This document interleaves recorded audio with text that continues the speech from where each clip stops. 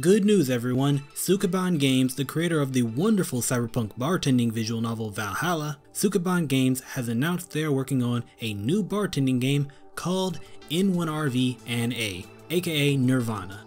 A place that was actually referenced in the first title, but this time they are going to be telling a story around a new bartender named Sam. Damn, I love my waifu, her figure is so curvy. And jokes aside, I am really excited to experience this story in 2020. But interestingly enough, my first thought when seeing this trailer was not, I wonder what kind of story they're going to be telling, or I wonder how the quote-unquote gameplay is going to be changed, or even, good lord the waifu bait is strong. But instead, my first thought was, and I'm going to explain, was I really hope they take a page out of David Cage's book for this one. Kill him! Okay, that sounds crazy, like David Kage-sama, the Ellen Page loving, Sean yelling, not even going to comment on this scene. That David Cage? Now what could Valhalla, waifu bartending simulator with a heart of gold, take from him? Well, it really boils down to one specific feature of the most recent Cage title, Human Become Detroit. Detroit Become Detroit. Detroit Become Human. Sorry, despite the fact that unlike a lot of people I don't hate Kage's work, mostly because I haven't been exposed to much of them, but his games are really easy to make fun of. So Detroit Become Human is basically the movie version of a visual novel, and like all visual novels, at some point you have to make a choice. It just so happens in Become Human, you make a lot of choices, and at the end of a chapter, you get to see all the decisions laid out in a nice flowchart. And that is exactly what I want to see in Valhalla.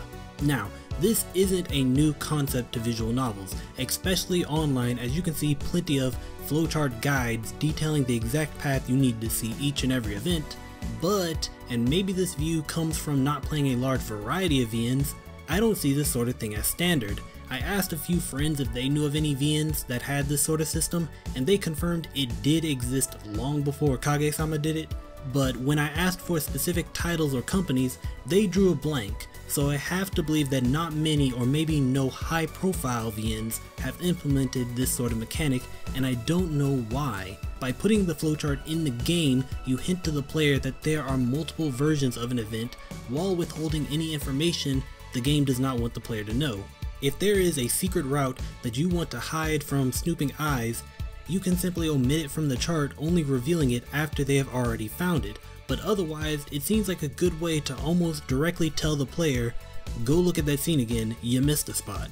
You know, a tangible way for completionists to see how much they have obtained and how much they have left to go. That was one of my biggest complaints with Valhalla. I knew there were multiple ways almost every client could be handled, but it was kinda hard to notice on subsequent playthroughs, especially without different colored text or a skip message button for dialogue that had already been seen. And that leads me to the other part of Become Human's flowchart that I really thought was a convenient feature.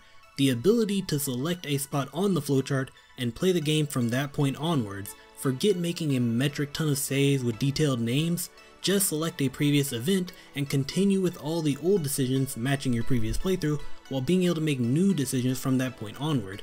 It's such a simple concept that simply cuts out all of the fluff of trying to get multiple endings and seeing all the events in a visual novel. Now, to be fair, I am speaking from a conceptual standpoint and a consumer standpoint at that, but I find myself grasping at straws to figure out why such a mechanic has not become standard for visual novels. And in the end, I can only really think of two things, and to be honest, one of them is kind of petty. The first thing that comes to mind is that this would be extra work beyond making a quality visual novel, which is a feat in itself. And doing something like this is something many developers probably don't think about when there are more important issues to crunch, like having good effects, a unique art direction, and whatever else goes into a visual novel, and I got to respect that. The other reason though, well, like I said, it's kind of a stretch, but by making it a standard to VNs to have their routes visible, it could be seen as a bit demeaning to the genre as a whole. I mean, VNs are in essence a really fancy flowchart, and being able to see that front and center could affect people's perception of the game without factoring things in that make VNs worthwhile to play in the first place. Or even worse, people start comparing VNs to each other only by how big and complex their flowcharts are. Hell, that probably happens now, to be honest. I really don't see much reason for a feature like that not to be standard in VNs, but to keep this video short, let's return to the original subject here, Sukeban games.